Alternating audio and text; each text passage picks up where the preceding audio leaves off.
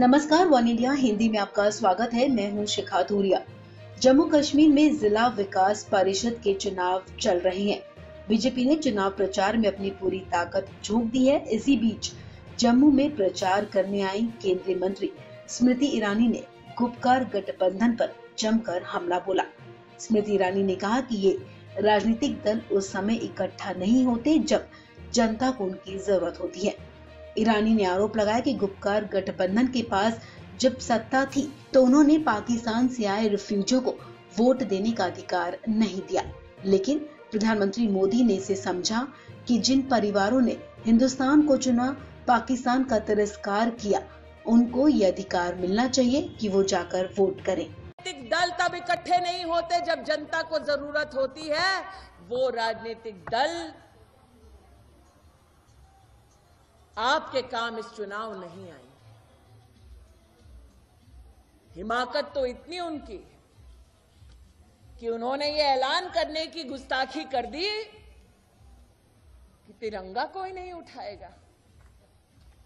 अरे उनसे पूछो जिन्होंने हिंदुस्तान को तब गले लगाया जब भारत का विभाजन हुआ और हिंदुस्तान की धरती को चुना और रेफ्यूजी बनकर यहां आए। उनसे पूछो कि तिरंगे की शान क्या है, उनसे पूछो तिरंगे की आन क्या है।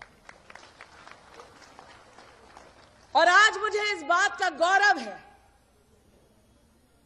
कि गुपकर गैंग के पास जब सत्ता थी तो रेफ्यूजियों को कभी भी उन्होंने वोट का अधिकार नहीं दिया, लेकिन मोदी ने यह समझा कि जिन परिवारों ने हिंदुस्तान को चुना, पाकिस्तान का तिरस्कार किया, उनको अधिकार मिलना चाहिए कि वो जाकर वोट करें। स्मृति ईरानी ने आगे कहा कि गुपकार गठबंधन ने सभी को वोट देने के अधिकार को सुरक्षित रखने के लिए संघर्ष नहीं किया, लेकिन अब वोट चाहिए तो हिमायती बनकर आगे आ रहे हैं। आपको बता दें, गुपकार जम्मू कश्मीर के विपक्षी दलों का एक गठबंधन है जिसे People's Alliance for Gupkar Declaration का नाम दिया गया, जो एक तरह का घोषणा पत्र है। इसी गुपकार घोषणा पत्र पर हस्ताक्षर करने वाली सभी पार्टियों के एक समूह को गुपकार गठबंधन कहा जाता है।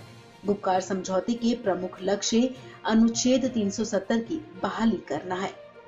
इस समझौते के तहत गठबंधन के अध्यक्ष नेशनल कॉन्फ्रेंस के चीफ फारूक अब्दुल्ला हैं और इसकी उपाध्यक्ष पीडीपी की प्रमुख महबूबा मुफ्ती है।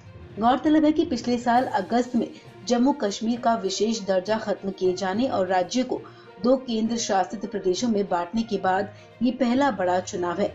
डीडीसी चुनाव के पहले चरण में 55%, दूसरे चरण में 48.62% मतदान हुआ है। आपको बता दें, शुक्रवार को तीसरे चरण का मतदान हुआ। इस खबर में फिलहाल इतना ही। तमाम अपडेट्स के लिए आप बने रहिए वन इंडिया हिंदी के साथ।